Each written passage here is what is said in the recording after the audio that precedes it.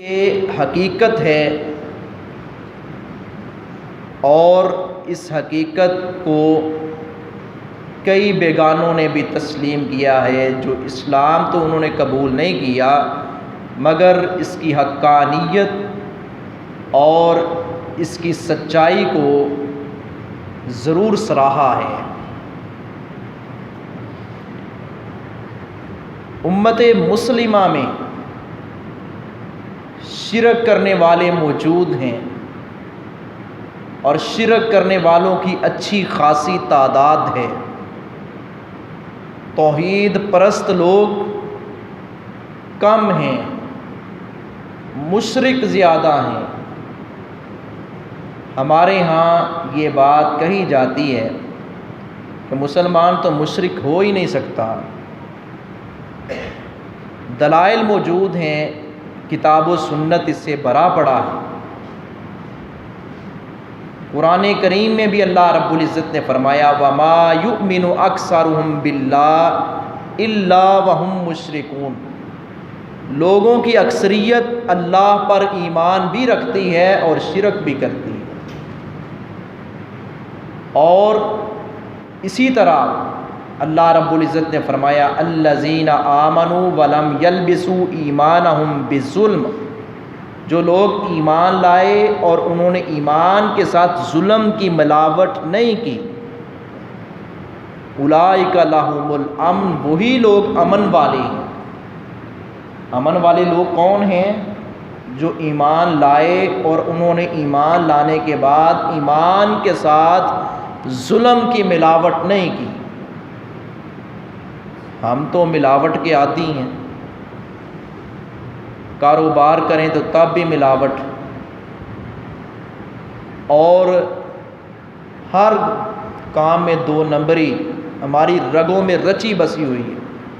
دین کے معاملے میں بھی ملاوٹ اور دو نمبری، اور ہر ایرے گیرے کی بات کو دین قرار دیا جاتا ہے۔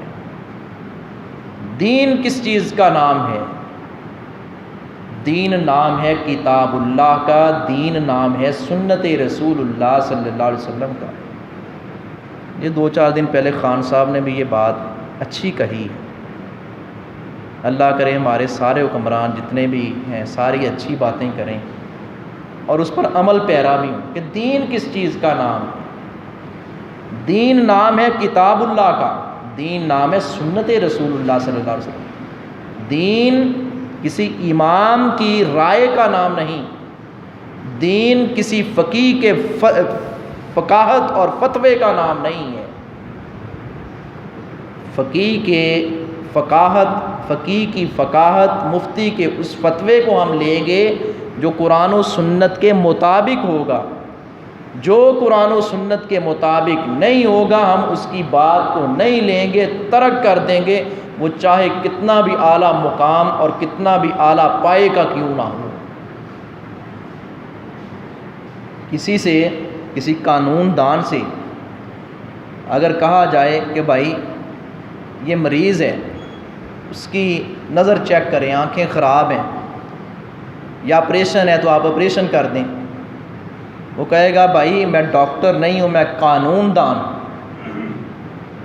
اسی طرح اگر کسی ڈاکٹر سے کہیں قانون کے متعلق کوئی معلومات اور قانونی معاملہ حل کروانا چاہیں، وہ کہے گا کہ بھائی میں قانون کو نہیں جانتا، میں ڈاکٹر تو ہوں۔ مگر دین اسلام کو، وہ دین اسلام جو رسول اللہ صلی اللہ علیہ وسلم لے کر آئے، اس کو اس قدر لاوارث سمجھ لیا گیا کہ بغیر سوچے سمجھے قانون دان بھی فتویٰ دیتا ہے، ڈاکٹر بھی فتویٰ دیتا ہے، انجینئر بھی فتویٰ دیتا ہے، وہ یہ نہیں کہتا کہ میں عالم دین نہیں ہوں، آپ کسی صاحب علم سے کی طرف رجوع کریں، کسی عالم دین سے یہ مسئلہ پوچھیں، الا ماشاء اللہ۔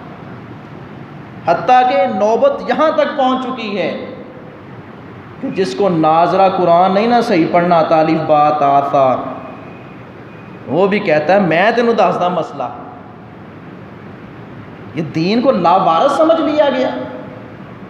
دین کے وارث ہیں علماء، اور علماء حق بھی ہیں، علماء سو بھی ہیں۔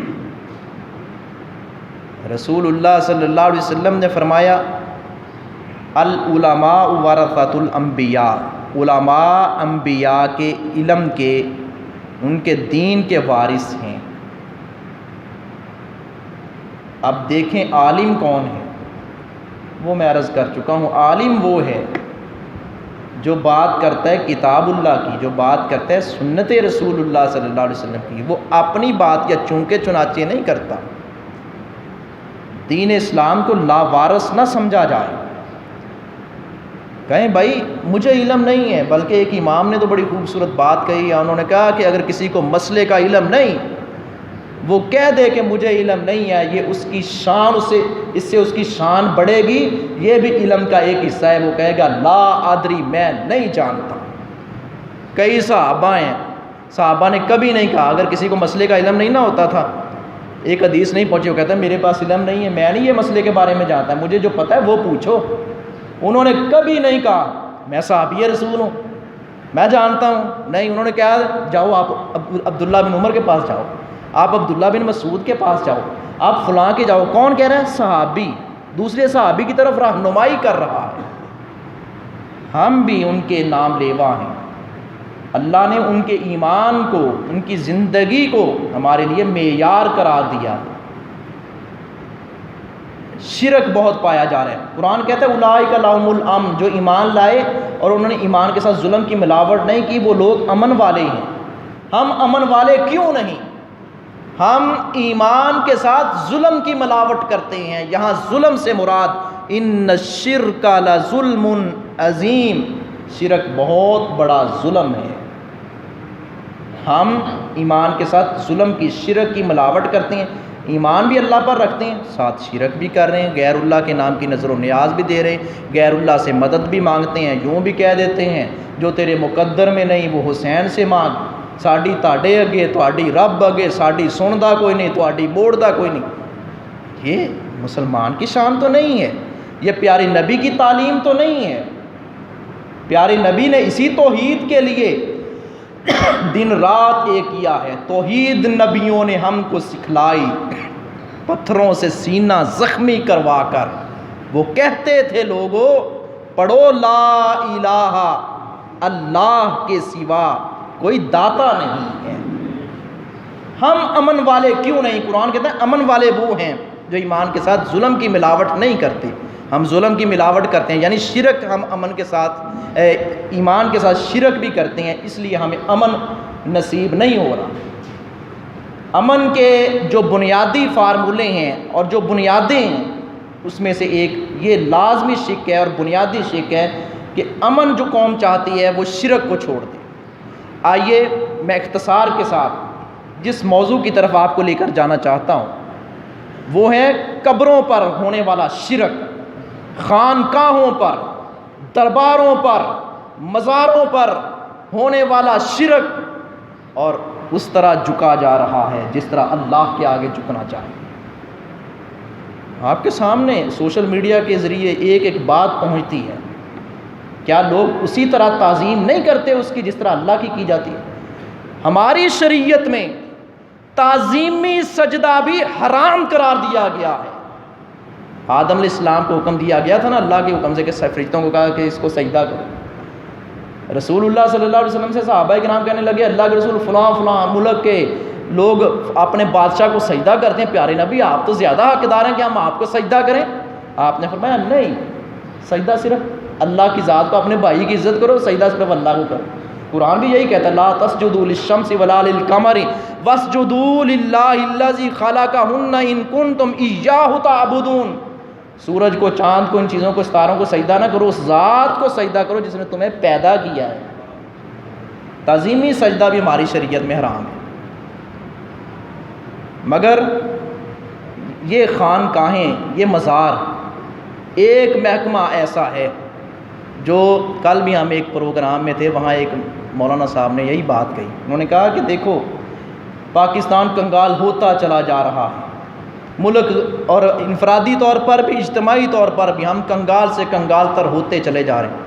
لیکن ایک محکمہ ہے جو کبھی کنگال نہیں ہوا، وہ محکمہ اوقاف ہے۔ اور ہم دینے والے کون ہیں؟ ہم لوگ، آپ لوگ، میں، ہم جیسے مسلمان ہم دیتے ہیں ان کو، مگر نہ یہ بیچارے بھوکے نظر آئیں، ہمارے اپنے گھر کی روٹی پوری نہیں ہوتی، ہم کہتے ہیں وہاں بکرا چھترا دے کر آؤ، وہ ہماری مشکل پوری کرتے ہیں۔ مشکل تو ہم ان کی پوری کر رہے ہیں، ہم ان کو بکرا دے رہے ہیں، ہم ان کو چھترا دے رہے ہیں، ہم ان کو روٹی دے رہے ہیں، مشکل تو ہم پوری کر رہے ہیں نا، وہ کب ہمیں دے رہے ہیں، ہم ان کو دے رہے ہیں۔ مشکل کشا تو پھر ہمیں ہونا چاہیے، لیکن نہ وہ ہے نہ ہم ہیں مشکل کشا، اللہ۔ حضرات گرامی، یہ باتیں بظاہر تلخ ہیں، کیا رسول اللہ صلی اللہ علیہ وسلم کے روضہ مبارک پر کسی صحابی نے اس طرح کا کام کیا ہے؟ کیا ابو بکر صدیق کے قبر مبارک پر، عمر فاروق کی قبر مبارک پر، عثمان ذوالنورین، علی المرتضیٰ رضوان اللہ علیہم اجمعین، ان کی قبر پر بعد میں سینکڑوں ہزاروں صحابہ کرام تھے، انہوں نے ایسے کیا؟ ان کی تو قبریں کچی ہیں۔ جو مغالطہ ہمارے ہاں ڈالا جاتا ہے کہ دیکھو جی رسول اللہ صلی اللہ علیہ وسلم، اور یہ بھی سمجھیں بات کو، جہاں قبر ہو اس کے اوپر مسجد نہیں بن سکتی، اور جہاں مسجد ہو اس کے اندر قبر نہیں بن سکتی۔ یہ اسلام ہے، یہ اسلام ہے۔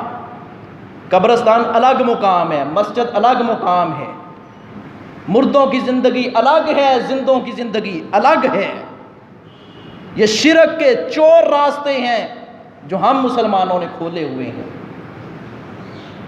قبر کا مسجد کے اندر کیا تک بنتا ہے؟ نہیں جی، بزرگوں نے نصیحت کی تھی کہ میری قبر میری مسجد کے اندر ہی بنا دینا۔ بزرگوں پر وحی آتی تھی، بزرگوں کا احترام کریں گے، ادب کریں گے، لیکن یہ بات نہیں مانیں گے۔ کیوں؟ بزرگوں کی طرف وحی نہیں آتی تھی، وحی رسول اللہ کی طرف آتی تھی صلی اللہ علیہ وسلم۔ نبی اکرم صلی اللہ علیہ وسلم، میں نے پچھلے خطبات میں عرض کیا، حضرت ابو بکر صدیق نے اپنے فتوے سے رجوع کر لیا۔ آج اہل حدیث کی، اہل سنت کی قبریں بھی ایک بلشت کے برابر نہیں ہیں، اونچی اونچی ڈھیریاں ہیں۔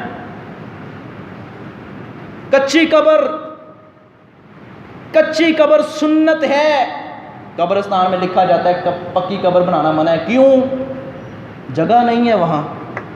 اگر یہ سنت سمجھ کر کچی بنائی جائے تو اللہ کے یہاں اجر مل جائے، پیارے نبی کی سنت پر عمل ہو جائے۔ نہا رسول اللہ صلی اللہ علیہ وسلم ان یجسس القبر، پیارے نبی نے قبر کو پکا بنانے سے منع فرمایا ہے۔ وَأَن يُبْنَى عَلَيْهِ، اس پر بیٹھنے سے، گدی نشین بننے سے، مجاور بن کر بیٹھنے سے منع فرمایا ہے۔ وَأَن يُبْنَى عَلَيْهِ، اس پر کوئی عمارت بلڈنگ بنانے سے منع کیا ہے، کوئی بلڈنگ، اس میں مسجد بھی نہیں بن سکتی اس کے اوپر۔ قبرستان الگ مقام ہے، مسجد الگ مقام ہے، مردوں کی زندگی الگ ہے، زندوں کی زندگی الگ ہے۔ وَأَن يُقْعَدَ عَلَيْهِ، اس پر بیٹھا بھی نہ جائے۔ قبرستان جانے کا صرف ایک مقصد ہے، صرف ایک مقصد ہے، صرف ایک مقصد ہے، جاؤ ذخیرہ یا حدیث سے ڈھونڈو، تلاش کرو قرآن کی آیات سے، صرف ایک مقصد ہے پیارے نبی نے جو بیان فرمایا۔ وہ کیا ہے؟ آپ نے فرمایا تم قبروں کی زیارت کیا کرو تاکہ تمہیں موت یاد آ جائے۔ یہ مقصد ہے۔ ہم نے تو اور مقصد بنا رکھے ہیں، ہم نے تو کھانے پینے کے ڈونگر چائے ہوئے ہیں۔ قبر میرے باپ کی ہو، میرے دادا کی ہو، آپ کے باپ کی ہو، آپ کے دادا کی ہو، کسی بڑی ہستی کی کیوں نہ ہو، جب رسول اللہ کی تعلیم آ گئی صلی اللہ علیہ وسلم، پھر کسی دوسرے کی بات نہیں چل سکتی۔ حضرت عائشہ صدیقہ فرماتی ہیں کہ پیارے نبی صلی اللہ علیہ وسلم کی قبر بنانے کی ایک وجہ یہ بھی تھی حجرہ مبارک میں کہ اگر کسی اور جگہ بنا دی جائے تو کھلے میدان میں، وہاں پھر لوگ کہیں وہ عرس والی کیفیت، میلے والی کیفیت نہ بن جائے۔ اور اللہ نے حفاظت فرمائی، اور آپ نے دعا کی تھی پیارے نبی نے اپنی زندگی میں، اللہم لا تجعل قبری وثنا، اللہ میری قبر کو ایسے پوجا پاٹ والی جگہ نہ بنانا۔ پیارے نبی نے اپنی زندگی میں یہ دعا کی تھی۔ نبی صلی اللہ علیہ وسلم نے یوں بھی فرمایا تھا، آپ نے اللہم لا تجعل قبری وثنا، اور اسی طرح آپ نے یہ تعلیم ہمیں گھروں کے بارے میں دی ہے، اللہم لا تجعلوا بیوتکم مقابرا، اپنے گھروں کو قبرستان نہ بناؤ۔ یہ الگ الگ زندگی ہے، اور یہ 5 جہان ہیں۔ جب بندہ ایک جہان سے دوسرے جہان میں چلا جائے اس کا تعلق پچھلے جہان سے ختم ہو جاتا ہے۔ جب ہم عالم ارواح میں تھے ہم عالم دنیا میں نہیں تھے، جب عالم دنیا میں آگے ہمارا عالم ارواح سے تعلق ختم ہو گیا۔ جب عالم ارواح میں تھے عالم شکم کے ساتھ، عالم بطن کے ساتھ، ماں کے پیٹ کے ساتھ کوئی تعلق نہیں تھا۔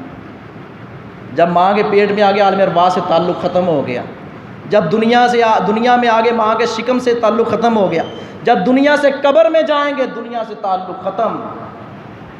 جمعرات کو روحیں واپس آتی ہیں، جمعرات کو روحیں واپس کوئی نہیں آتی۔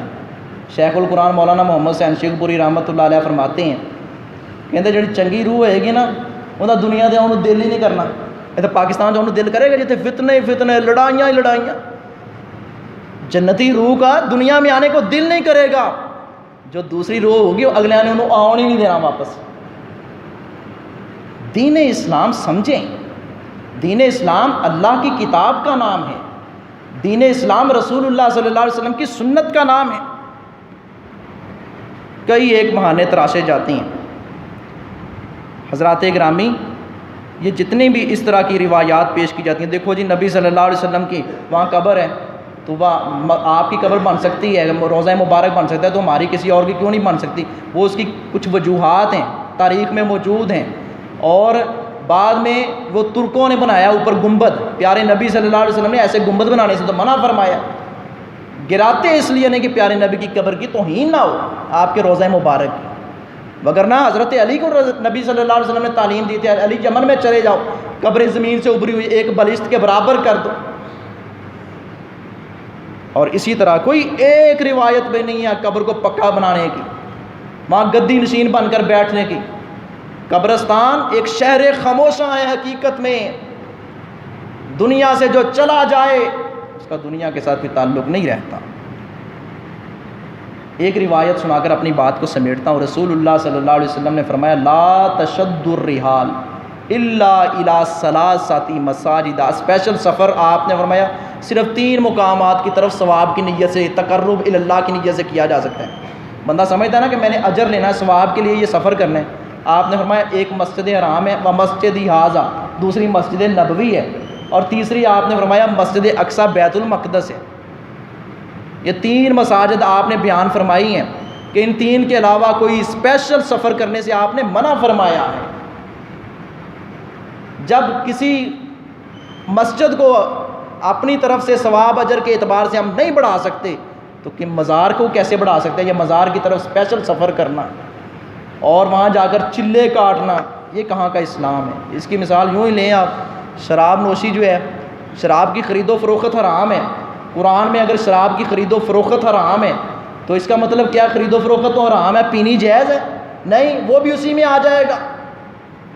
اسی طرح بعین ہی رسول اللہ صلی اللہ علیہ وسلم کی اس تعلیم کے مطابق کہ ان چیزوں کی طرف مسجد کے علاوہ 3 مساجد کے علاوہ اسپیشل سفر کرنے سے آپ نے منع فرمایا۔ جب مسجد کے علاوہ کسی 4تھی 5ویں مسجد کے لیے اسپیشل دور دراز کا سفر طے کر کے تقرب الی اللہ یا سنت سمجھ کر جانا، اس کی نبی صلی اللہ علیہ وسلم نے تعلیم نہیں دی، روکا ہے، تو پھر چے جائے کہ کسی مزار کی طرف، کسی خانقاہ کی طرف۔ آئیے، امت مسلمہ کے زوال کے اسباب میں سے سب سے بڑا اور بنیادی سبب ایک یہ بھی ہے جو قرآن نے بیان کیا ہے کہ وہ امت، وہ قوم کبھی امن والی نہیں ہو سکتی جب تک وہ ایمان کے ساتھ شرک کی ملاوٹ نہ چھوڑے۔ حضرت قضا رضی اللہ تعالیٰ نے بیان کرتے ہیں کہ میں نے ارادہ کیا کہ میں جاؤں وہاں اپنا کوہ طور پر اور وہاں جا کر کوئی نفل نوافل پڑھوں گا، اسپیشل سفر کے ثواب ملے گا۔ حضرت عبداللہ بن عمر کو پتہ چلا، انہوں نے روک دیا مجمع الزوائد کی صحیح روایت۔ انہوں نے کہا کہاں جا رہے ہو؟ کہا میں کوہ طور پر جا رہا ہوں۔ کہا نہیں، رسول اللہ صلی اللہ علیہ وسلم نے ایسے اسپیشل سفر کرنے سے منع فرمایا۔ اور اسی طرح شہر بن حوشب کی روایت ہے، وہ بھی اسی طرح کہتے ہیں۔ ابو بصرہ غفاری رضی اللہ تعالیٰ عنہ بیان کرتے ہیں، ابو ہریرہ رضی اللہ تعالیٰ عنہ کوہ طور کی طرف سے آ رہے تھے، کوہ طور پر وہاں 2 رکعت نفل پڑھے، نماز پڑھی اور واپس آ رہے، راستے میں ملے حضرت ابو بصرہ غفاری کو، ابو ہریرہ ملے، یہ نفل پڑھ کر آ رہے ہیں۔ پوچھا کہاں سے آ رہے ہو؟ کہا میں کوہ طور سے آ رہا ہوں، جہاں موسیٰ علیہ السلام اللہ سے کلام کیا کرتے تھے، وہاں کی زیارت کر کے آؤں، وہاں نفل پڑھ کے آؤں؟ کہا رسول اللہ صلی اللہ علیہ وسلم سے ایسا کرنے سے منع فرمایا۔ مسند احمد کی یہ روایت ہے۔ اسپیشل سفر مسجد حرام، مسجد اقصی، مسجد نبوی اور مسجد اقصی۔ تو جو دوسرے ملکوں میں زیارتیں ہیں وہ چاہے صحابہ کرام کی، ہاں آپ گئے ہیں، آپ وہاں دعا کے لیے کھڑے ہوں، لیکن اسپیشل کوئی یہ دعا جو ہے نا گھر میں بھی ہو سکتی مردوں کے لیے، قبرستان میں ضروری نہیں ہے۔